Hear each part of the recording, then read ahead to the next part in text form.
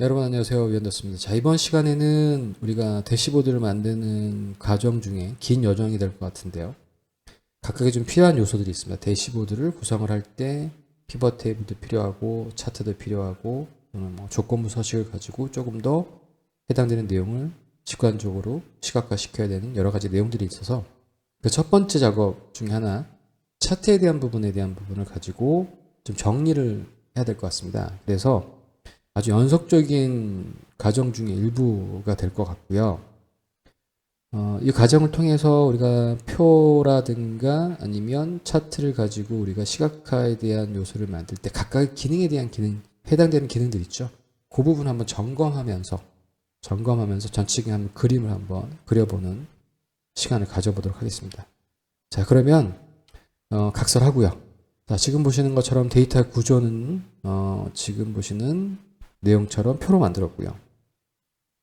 표를 보시면 지금 보시는 것처럼 표 메뉴 구성에 디자인이라고 하는 메뉴 구성을 가시면 표를 만드시는 거는 데이터 내부 선택하시고 그냥 컨트롤 T만 누르시면 표가 만들어지는 거 아실 거예요. 그리고 표의 전체적인 이름을 매출이라고 만들어 놨습니다. 표의 전체적인 이름을 매출이라고 전 정의해 놨고요. 여러분들이 원하시는 이름을 변경시켜 주시면 되죠. 그래서 보통 주의하셔야 될 것 중에 하나는 숫자로 시작 못하고 이름 사이에 공백이 있으면 안 된다라고 하는 거, 이름 만드실 때 항상 기본적인 규칙이시니까요. 자, 이렇게 데이터에 대한 구조를 표로 만들어 놓으시면 지금 보시는 것처럼 이 날짜라고 하는 요거는 뭐죠? 날짜라고 하는 필드죠. 열입니다. 열. 날짜라고 하는 필드. 카테고리라고 하는 필드, 상품명이라고 하는 필드. 이런 필드들이 어떻게 명칭이 되냐면 표 이름, 그 다음에 중괄호, 그 다음에 열 이름, 필드명이라고 할게요. 필드명. 자, 이런 식으로 우리가 얘를 불러와야 된다는 거죠. 지금 보시는 우리가 해당되는 내용에 대한 부분을 부를 때는 반드시 표 이름, 중괄호 여시고, 그 다음에 열 이름, 필드명 이런 식으로 얘를 불러서 쓸 수 있다는 얘기죠. 안 그렇게 되면 우리가 이 날짜라고 하는 부분은 A1부터 그죠? A1부터 A1298까지예요. 이 라인을 보시면 것처럼 맨 마지막 라인이 1298이죠. 그래서 이렇게 범위를 이름 짓는 것보다는 지금 보시는 것처럼 표 이름이 매출이기 때문에 매출이라고 하는 표에 중괄호 여시고 그 다음에 이름이 뭐였죠? 필드명이 날짜였죠. 날짜로 만들어내시면 이렇게 날짜 그러면 지금 보시는 것처럼 요게 더 눈에 들어오세요? 아니면 요게 더 눈에 들어오세요? 당연히 밑에 있는 이런 이름 구조가 훨씬 더 직관적이고 저희가 해당되는 내용에 대한 부분을 머릿속으로 연상할 때 좀 더 쉽게 연상이 되실 거예요. 그렇죠? 그래서 표로 만드는 이유는 저희가 수식을 기반으로 해서 같이 표와 연동해서 쓰실 때는 이렇게 쓰시는 게 가장 편리한 방법 중에 하나다. 그래서 표를 쓴다. 근데 여기서 주의하실 사항이 있어요. 반드시 후반부에 나오겠지만 이번 시간에 가장 중요한 핵심적인 내용이 바로 이 내용이 아닐까 저는 생각을 합니다. 일반적으로 그 데이터를 추출해 놓고 이런 부분을 하실 때 기본적으로 이 부분을 잘 모르시는 경우가 많아요. 심지어는 강사님도 잘 모르시는 경우가 있는 걸 제가 봤어요. 예, 그래서 여러분들도 반드시 이 부분. 근데 이 부분은 호불호가 분명히 갈릴 수 있기 때문에 난 그 방법이 별로 이렇게 복잡하다라고 하시는 분들은 다른 방법을 쓰시면 될 것 같고 여러분들 취사 선택을 좀 하시면 될 것 같아요. 자, 그러면 여기서 데이터를 원본을 가지고 저희가 이렇게 뽑아낼 겁니다. 자, 그래서 자, 카테고리가 전자인 매출에 대한 부분들을 뽑아내신다고 하시면 그 작업에 대한 부분을 보시면 카테고리 중에서 전자를 만약에 제가 이렇게 표시를 할게요. 전자를 표시하시면 전자에 대한 부분만 쭉 표시해서 여기서 카테고리에서 전자만 골라내서 이 해당되는 라인에 들어가 있는 매출액에 있는 매출 값들을 다 더하게 되면 기본적으로 저희가 지금 여기 하려고 하는 이 작업이 완성되겠죠. 그래서 여러분들이 지금 머릿속에 어떤 함수를 구상하고 계신지 충분히 다 미루어 짐작할 수 있죠. 함수를 조금이라도 좀 쓰셨던 분들은 잘 알고 계시는 바로 SUMIF라고 하는 함수입니다. 그래서 지금 보시는 것처럼 왼쪽에 나와 있는 이런 구조는 조건이 하나밖에 없잖아요. 그런데 여기 같은 경우는 조건이 두 개입니다. 일단 카테고리는 이 부분에 있고요. 그 다음에 지역이 요거인 SUMIF인데 조건이 여러 개니까 SUMIFS 함수를 여기서 쓰시면 돼요. 문제는 여기서 발생되는 건데, 자, 지금 보시는 이제 우리 연습을 좀 하시기 위해서 트레이닝을 하시기 위해서 이 함수에 대한 부분을 가지고 좀 확인해 보실게요. 자, 보시면 제가 좀 확대를 해서 자, SUMIF 함수니까 지금 말씀드린 것처럼 우리가 조건이 있는 범위가 나와야 될 거고, 조건이 어떤 조건인지 거기에 대한 인자가 나올 거고, 그 다음에 그 조건을 기반으로 해서 더해줘야 될 영역이 어딘지, 최소한 함수의 인자는 3개가 나올 수 있다라고 하는 거 여러분들 충분히 상식적으로 미뤄 짐작할 수 있겠죠. 자, 그래서 SUMIF라고 하는 함수를 보겠습니다. 자, 그럼 SUMIF. 자, 여기에서 첫 번째는, 자, 보시는 것처럼 함수의 안내, 도움말 풍선이 나오죠. 그래서 range예요. 자, range라고 하는 거는 어떤 range냐면, 여기 뒤에 나와 있는 게 크리티컬 조건이죠. 크리테리아 조건이기 때문에 조건이 있는 범위를 얘기하는 거고, 두 번째 이제는 당연히 어떤 조건인지, 조건이 나와 있는, 시적인 조건이 나와 있는 그 값을 얘기하는 거고. 그 다음 세 번째 인자값은 그 해당되는 영역의 조건을 기반으로 해서 어느 값을 더할지, 더할 값의 영역에 대한 부분이 나오게 되는 겁니다. 자, 그래서 자, 우리는 기본적으로 저희가 표로 만들어 놨기 때문에, 그렇죠? 자, 매출이라고 하는 표에서 중괄호만 치시면 지금 보시는 것처럼 표의 구조가 이렇게 미리 보기에 나오는 거 아실 수 있어요. 자, 저희는 여기서 카테고리를 가져올 거잖아요. 그래서 카테고리 선택하셔서 마우스로 더블 클릭하시거나 아니면 키보드의 탭 키를 선택하셔서 지금 보시는 것처럼 이렇게 중괄호로 였었으니까 중괄호로 마감해 주시고요. 자, 그 다음에 매출 카테고리 필드에서 지금 보시는 것처럼 여기 보시는 C3셀의 조건이 있죠.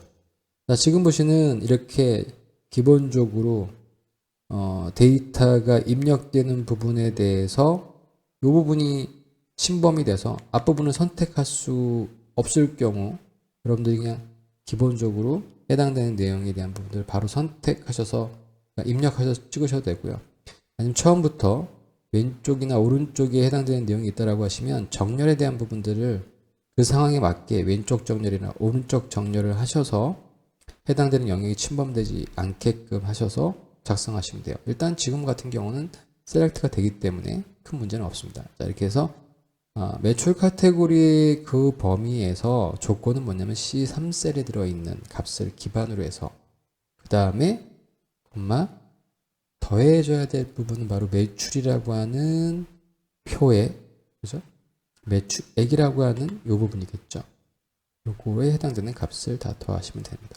그래서 이렇게 함수 마감하시면 지금 보시는 것처럼 전체 전자에 해당되는 매출은 이 금액이 되시는 걸 확인하실 수 있으실 거예요. 자, 그래서 함수 자동 채우기 더블 클릭하시면 지금 보시는 것처럼 C4셀에서 가져오고 그 다음에 매출 카테고리와 매출액은 변함이 없죠. 자, 지금 보시는 것처럼. 자, 그러면 이제 이렇게 우리가 차트를 만들기 위한 구조가 만들어졌기 때문에 자, 이 데이터 범위를 기반으로 해서 차트를 만드시면 되죠. 그래서 범위 지정하시고 삽입 메뉴에 가셔서 지금 보시는 것처럼 차트에 저희가 가장 일반적으로 이런 형태에 많이 쓰는 파이 차트를 한번 표시를 해 보겠습니다. 자, 그러면 지금 보시는 것처럼 이렇게 파이 차트가 완성되어져 있는 것을 보실 수 있으실 거예요.